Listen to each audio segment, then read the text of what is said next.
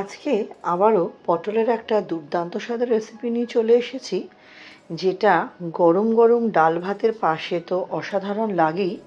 এছাড়া আপনার শুধুই খেয়ে নিতে পারবেন।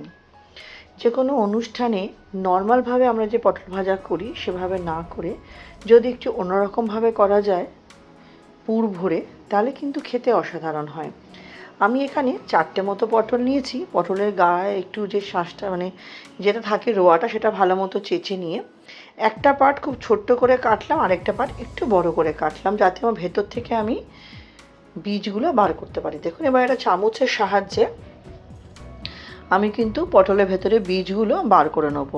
পটলটা কিন্তু গায়ে রোয়াটা ছাড়িয়ে ভালো করে আমি ধুয়ে নিয়েছিলাম।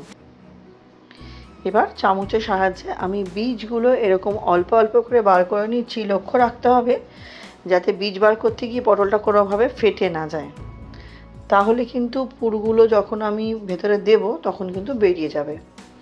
এরমভাবে চামচটা গোল গোল করে ঘোরালেই কিন্তু বীজগুলো আমার সুন্দরভাবে এক জায়গায় হয়ে গিয়ে তারপর এরকম হালকা করে টানলেই কিন্তু সব বীজটা বেরিয়ে আসবে। দেখুন, একটা পটলের বীজ আমি সুন্দরভাবে বার করে নিলাম। দেখুন, ভেতরটা পুরো ফাঁকা। এভাবে আমি আরেকটা পটলের বীজ বার করে আপনাদের দেখিয়ে দিচ্ছি, আর বাকি দুটো পটল আমি অফ ক্যামেরাতেই বীজ বার করে নিয়েছি, মানে নেব। দেখুন, এবার এই পটলটাও একই পদ্ধতিতে আমি চামচ দিয়ে সুন্দরভাবে এরকম ঘুরিয়ে নিলাম। তারপরে বীজটা দেখুন হাত দিয়ে আস্তে করে টানলেই আমার কিন্তু বেরিয়ে আসছে। এইভাবে আমি বাকিগুলো করে নিলাম। এবার একটা মিক্সি জার নিয়ে তার মধ্যে পটলের যে বীজগুলো বার করেছি সে বীজগুলো প্রথমে সবগুলো দিয়ে দেবো। ভেতরে পুরটা এবার রেডি করছি আমি। তার মধ্যে দিয়ে দেবো হচ্ছে আমি 1/2 ইঞ্চি মতো আদার টুকরো। যেরকম পটলের বীজের আপনাদের বা পটলের পরিমাণ হবে সেই অনুযায়ী মশলাগুলো বাড়িয়ে কমিয়ে নেবেন। দিলাম 8খানা টমেটো আর 2টো কাঁচা লঙ্কা। ঝালটাও অবশ্যই আপনাদের স্বাদ অনুযায়ী নেবেন। এটা একটা স্মুথ আমি পেস্ট করে নেবো।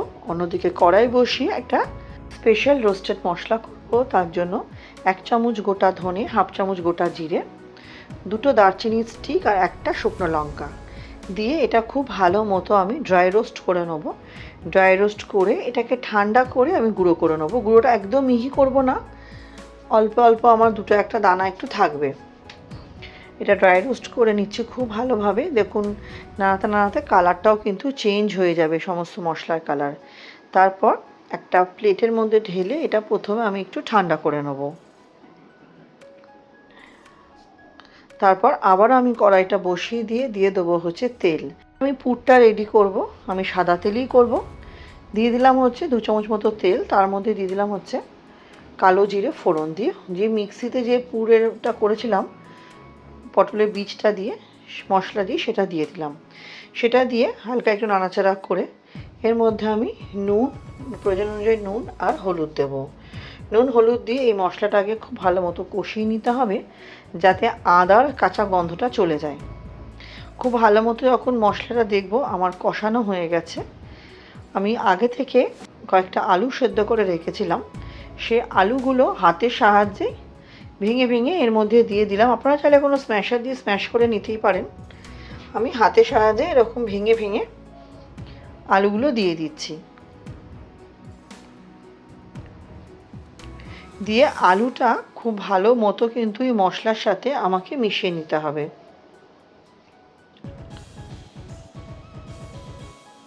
আমি এখানে টোটাল 2টো আলু, মানে 2টো আলুকে অর্ধেক অর্ধেক করে 4 পিস হয়েছে, সেই আলুটা দিলাম। দিয়ে একটু ভালো মতো আলুটা মশলার সাথে আমি মিশিয়ে নিচ্ছি। যেরকম পটলের পরিমাণ থাকবে সেরকম পুর দেবেন। আমার পুরটা একটু বেশি হয়ে গেছিলো, সব পুরটা আমার লাগেনি, লেগেছে খুবই অল্প পুর। বাকিটা আমি পরে রেখে দিয়েছিলাম, পরে খেয়ে নিয়েছিলাম। দেখুন, কড়াইতে একটু লেগে লেগে যাবে, তাতে অসুবিধার কিছু নেই। জাস্ট একটু খুন্তি দিয়ে নাড়ালেই উঠে যায় সেগুলো। ভালো মতো পুরের সাথে মশলাটা আমি মিশিয়ে নিলাম। দেখুন, এবার কিন্তু আমার কড়াই থেকে কিন্তু আলুর পুরটা আমার ছেড়ে যাচ্ছে, খুব সুন্দরভাবেই উঠে আসছে। এখন আমার যে খুব ভালোভাবে আলুটা মশলার সাথে মিশে গেছে, এর মধ্যে আমি যে গুঁড়ো মশলাটা রেডি করে রেখেছিলাম সেটা কিন্তু দিয়ে দেবো। সেটা আমি যতটা গুঁড়ো করে রেখেছিলাম সবটাই দিয়ে দেবো। গুঁড়ো মশলা দেওয়াতে কিন্তু এই আলুর পুরের টেস্টটা দ্বিগুণ কিন্তু বেড়ে যাবে। গুঁড়ো মশলাটা দিয়েও কিন্তু খুব ভালো মতো আলুর সাথে আমাকে গুঁড়ো মশলাটা মিশিয়ে নিতে হবে। যারা আজকে আমার রেসিপিটি নতুন দেখছেন, যারা চ্যানেলে নতুন, আমার রেসিপিগুলো যদি আপনাদের সামান্য হলেও ভালো লেগে থাকে, চ্যানেলটি সাবস্ক্রাইব করে পাশে থাকা অনুরোধ রইল। পাশে থাকা বেল আইকনটি প্রেস করে অল নোটিফিকেশানটা অন করে দেবেন, যাতে আমি চ্যানেলে নিত্য নতুন যখনই রেসিপি আপডেট করব সবার আগে আপনাদের কাছে নোটিফিকেশান পৌঁছে যাবে। এবং আপনারা কে কোথা থেকে আমার রেসিপিটি দেখছেন অবশ্যই কিন্তু জানাবেন। আপনাদের সুন্দর সুন্দর কমেন্টগুলো পড়তে যেমন ভীষণ ভালো লাগে, আপনাদের কমেন্টে কিন্তু আমি রান্না করার উৎসাহ পাই। দেখুন, মশলার সাথে ভালো মতো মিশিয়ে যাওয়ার পর আমি দিয়ে দিলাম বেশ খানিকটা ধনেপাতা। এটা সম্পূর্ণ অপশনাল, চাইলে আপনারা ধনেপাতা জায়গায় কারি পাতাও দিতে পারেন। আমার কাছে ফ্রেশ ধনেপাতা ছিল বলে ধনেপাতা দিলাম। ধনেপাতা দিয়ে খুব ভালো মতো মিশিয়ে নিলেই আমার পুরটা রেডি হয়ে যাবে।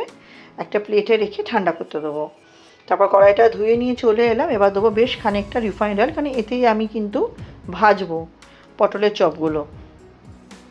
এবার যে পটলগুলো আমি ভেতরে শাঁসটা বার করে রেখেছিলাম, পটলগুলো কিন্তু তেলের মধ্যে আমাকে একটু হালকা ভেজে নিতে হবে।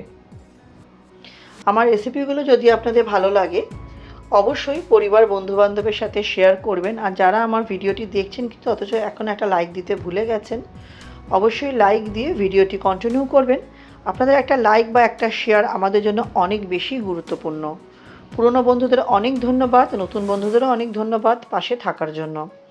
দেখুন, পটলটা কিন্তু ভাজা হয়ে গেছে, পুরটাও রেডি হয়ে গেছে।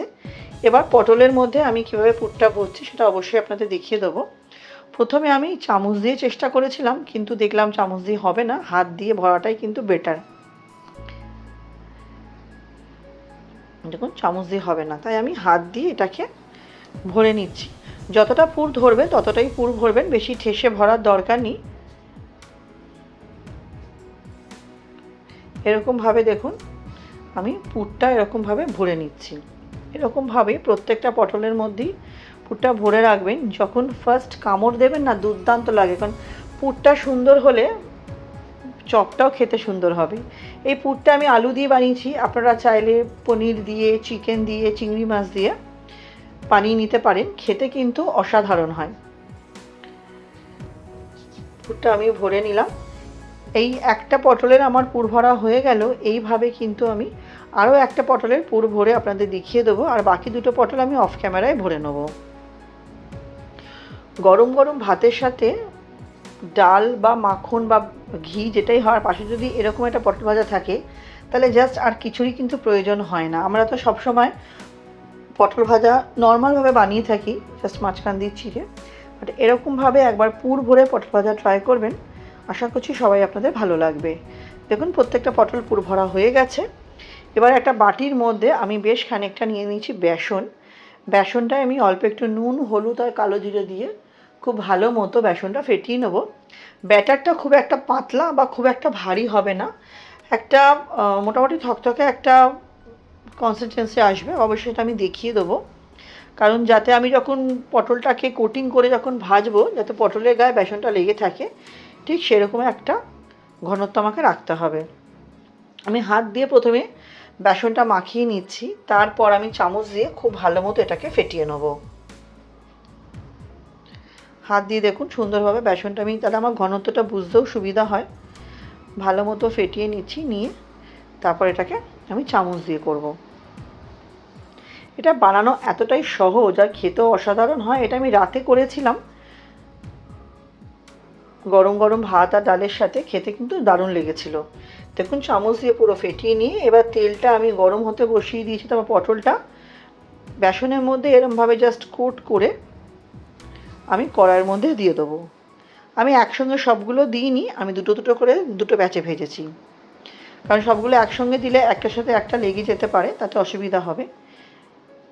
দেখুন, এই ফার্স্ট ব্যাচের পটলটা আমি ভালো মতো ভেজে নিই, ওপর দিয়ে একটু তেল এরকম ছড়িয়ে দিচ্ছি।